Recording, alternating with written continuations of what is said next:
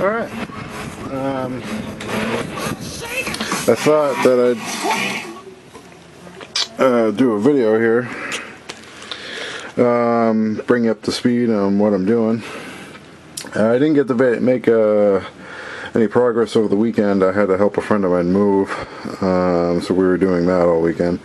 But what I'm doing now is, as it turns out to be sort of a daunting task, is I'm taping off the third stripe on the missiles here, and have to tape each one of the fins, and then I tape in between the fins, and that'll give me the line. I've already done one here. It's drying, and get the third line there as it depicts on the box. Is right about there. They have the line in a different spot, but I chose to put it where I chose to put it. And that's really all I'm doing right there. What else I did was work on my Enterprise C. Now, this kit is fairly simple. It's a small kit that packs a lot of punch, being that it's not very complicated, but the decals are. So, you know, I mean, don't underestimate a small kit, you know, because this kit packs a lot of, packs a wallop. There's all the decals, and once I get to that, they should go on. And what I'm doing is I'm assembling some of the pieces here, and then I'm going to paint afterwards. And there's the saucer, there's the nacelles, and secondary hull and all that in there. And what I've done is to fill a lot of the seams with the super glue, or CA, or however you want to call it, and then I'm going to go back, sand a little bit, and prime, and hopefully just let the glue kind of fill in the seams themselves. The model's pretty seamless, so I'm not too worried about it. I just basically want to get a good coat of paint on it, and from there I'm going to put on the decals. I'm having a little trouble. It suggests in the decal sheet that to do sub-assemblies, in order to do the decals. I don't know that I need to do that, but I'm a little torn on what I actually am going to do. I've considered just putting it all together and then painting it all as one together, or I might paint it separately.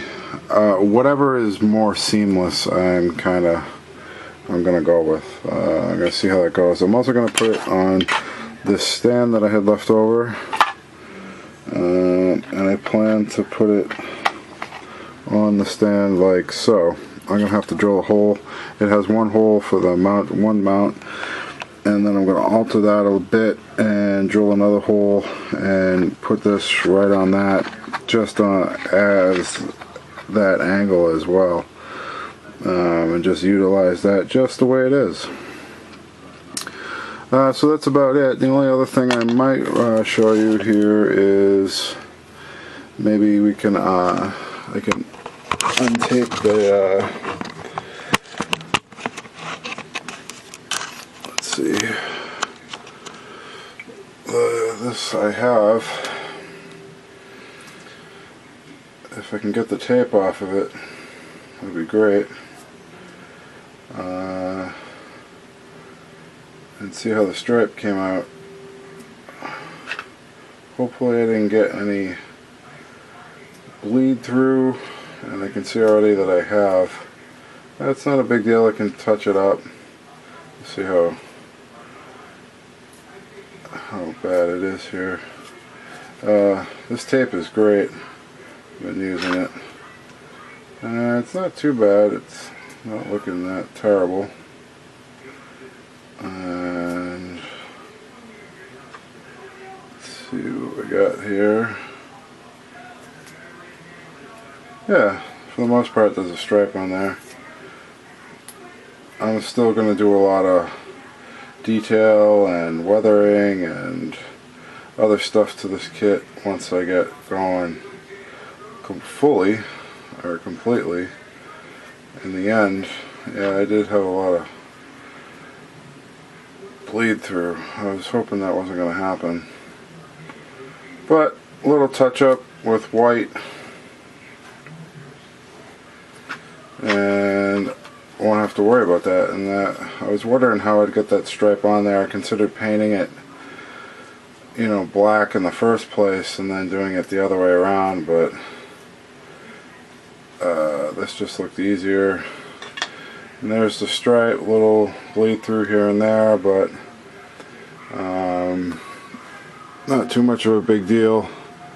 He puts the third stripe on there and gives me pretty much the effect I wanted.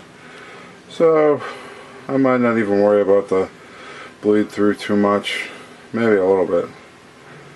But my stripe is on there and it looks okay. So that's about it for now. That's what I'm doing. Just kind of plugging away.